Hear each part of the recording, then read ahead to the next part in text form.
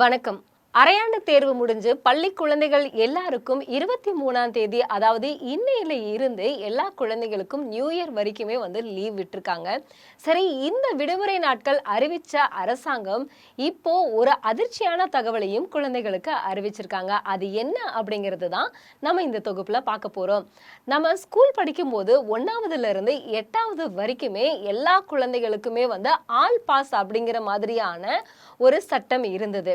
இப்போ இந்த சட்டம் இனிமேல் கிடையாது அப்படின்னு மத்திய கல்வித்துறை அமைச்சகம் உத்தரவு பிறப்பிச்சிருக்காங்க. இது என்ன காரணம் அப்படின்னு பாத்தீங்கன்னா, 2009ல இருந்து எல்லா குழந்தைகளுமே அதாவது 8ஆவது வரைக்கும் படிக்கக்கூடிய எல்லா குழந்தைகளுக்கும் ஆல் பாஸ் அப்படிங்கறத அரசாங்கம் அறிவிச்சிருந்தாங்க. நம்மளுடைய தமிழகத்திலையும் இதே மாதிரியான நடைமுறைகள் தான், கொள்கைகளை தான் நம்ம பின்பற்றிட்டு வரோம். கல்வி கொள்கையும் இதே மாதிரியான ஒரு ஃபார்மேட்ல தான் போயிட்டு இருக்கு. ஆனா இப்போ மத்திய அமைச்சரவை என்ன சொல்லியிருக்காங்க அப்படின்னு பாத்தீங்கன்னா, எல்லா குழந்தைகளுக்கும் பாத்தீங்கன்னா கற்றல் மேம்பாடு குறைவாக இருக்கிற காரணத்தினால் இவங்க எல்லாருக்குமே இனிமேல் 8ஆவது வரைக்குமே தேர்ச்சி, அதாவது இப்போ பப்ளிக் எக்ஸாம் எழுதுறாங்க இல்லையா, அதே மாதிரி தேர்ச்சி எழுதி அதுல ஃபெயில் ஆயிட்டாங்க, அவங்க தேர்வு பெறல அப்படின்னா திரும்பவும் அவங்க பப்ளிக் எக்ஸாம் திரும்பவும் செகண்ட் டைம் அட்டென்ட் பண்ற மாதிரி திரும்பவும் அவங்க எக்ஸாம்ஸ் அட்டென்ட் பண்ணி பாஸ் பண்ணிக்கலாம். அப்படிங்கிற மாதிரியான ஒரு பப்ளிக் எக்ஸாம்ஸோட மெத்தட இப்ப திரும்பவும் கொண்டு வந்திருக்காங்க. 5ஆவதுல இருந்து 8ஆவது வரைக்கும். இதுக்கு முன்னாடி 1ஆவதுல இருந்து 8ஆவது வரைக்கும் ஆல் பாஸ் அப்படின்னு இருந்தது. இப்போ 5ஆவதுல இருந்து 8ஆவது வரைக்கும் இந்த மாதிரியான ஒரு ஃபார்மேட்டை மத்திய அமைச்சரவை கல்விக் கொள்கை இந்த மாதிரி கொண்டு வந்திருக்காங்க. புதிய கல்விக் கொள்கை அப்படிங்கறத நம்மளுடைய தமிழகம் இது வரைக்கும் ஏத்துக்கவே இல்லை. ஆனா இப்போ பாத்தீங்க அப்படின்னா இந்த மாதிரியான ஒரு ஃபார்மேட்டை இந்தியா முழுக்க மத்திய அமைச்சரவை கொண்டு வந்திருக்காங்க. இந்த முறை எல்லாருக்கும் பயன்பாடாக இருக்குமா, பயன்படுமா அப்படின்னு பாத்தீங்கன்னா, கல்வியாளர்கள், அதே மாதிரி மூத்த தலைவர்கள், நம்ம தமிழகத்துல இருக்கக்கூடிய தலைவர்கள் எல்லாருமே என்ன சொல்றாங்க அப்படின்னு பாத்தீங்கன்னா, இந்த கல்விக் கொள்கை சரியாக இருக்காது. ஏன்னா கற்றல் திறன் மேம்பாடு அப்படிங்கிறது எல்லாருக்குமே அது அதிகமாகவே இருக்கு. ஒரு டீச்சர்ஸை அந்த குழந்தைகளுக்கு பாடம் சொல்லி கொடுக்கறதுக்கு, அதாவது கல்வியை சொல்லி கொடுக்கறதுக்காக மட்டும்தான் நீங்க பயன்படுத்துறீங்களா? அந்த மாதிரியான ஒரு ஃபார்மேட்டை பயன்படுத்துறதே கிடையாது ஸ்கூல்ல.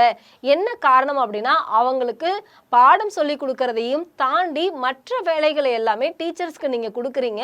அதனாலதான் அவங்களுக்கு சரியான முறையில குழந்தைகளுக்கு பாடம் சொல்லி கொடுக்க முடியாத ஒரு சூழ்நிலை ஏற்படுது. டீச்சர்ஸுக்கு அவங்களுக்கு என்ன வேலையோ அந்த வேலையை மட்டும் நீங்க செய்ய சொன்னீங்கன்னா கற்றல் வழி மேம்பாட்டு திறன் அதிகமாக இருக்கும் அப்படின்னு கல்வியாளர்கள் சொல்றாங்க. இந்த கல்வி கொள்கை கண்டிப்பா தமிழகம் ஏற்றுக்கொள்ளுமா அப்படிங்கிறது ஒரு கேள்விக்குறியாதான் இருக்கும். ஏன்னா இந்த கல்விக் கொள்கையை 2009ல அப்போ ஜெயலலிதா அம்மையார் இருக்கும் பொழுது கொண்டு வந்தாங்க. அதாவது ஆல் பாஸ் அப்படிங்கிற மெத்தட் கொண்டு வந்தாங்க. 2010ல அது நடைமுறைக்கு இப்போ வரைக்கும் இருக்கு. ஆனா இனிமேல் அந்த மாதிரியான ஒரு கொள்கையும் ஒரு கோட்பாடுகளும் கிடையவே கிடையாது. இந்த மாதிரியான ஒரு ஃபார்மேட்டை இனிமேல் ஃபாலோ பண்ண மாட்டோம். இந்தியா முழுக்க ஆல் பாஸ் அப்படிங்கிற ஒரு மெத்தடே கிடையாது.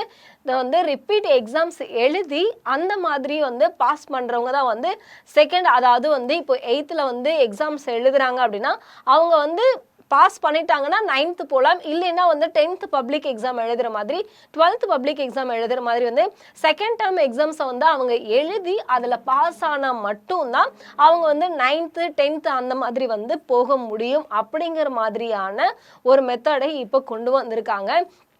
இந்த கற்றல் வழி அப்படிங்கிறது பாத்தீங்கன்னா, மாணவர்களுக்கிடையே இடைவெளி ஜாஸ்தியாக இருக்கு, கற்றல் கம்மியாக இருக்கு, அவங்க தெரிஞ்சுக்கக்கூடிய அவங்க அறிவார்ந்த திறன் கம்மியாக இருக்கு. அப்படிங்கிறதுனாலதான் மத்திய அமைச்சரவை அமைச்சகம் இந்த மாதிரியான ஒரு ஃபார்மேட்டை கொண்டு வந்திருக்கிறதாக இப்போ தகவல் வெளியிட்டிருக்காங்க.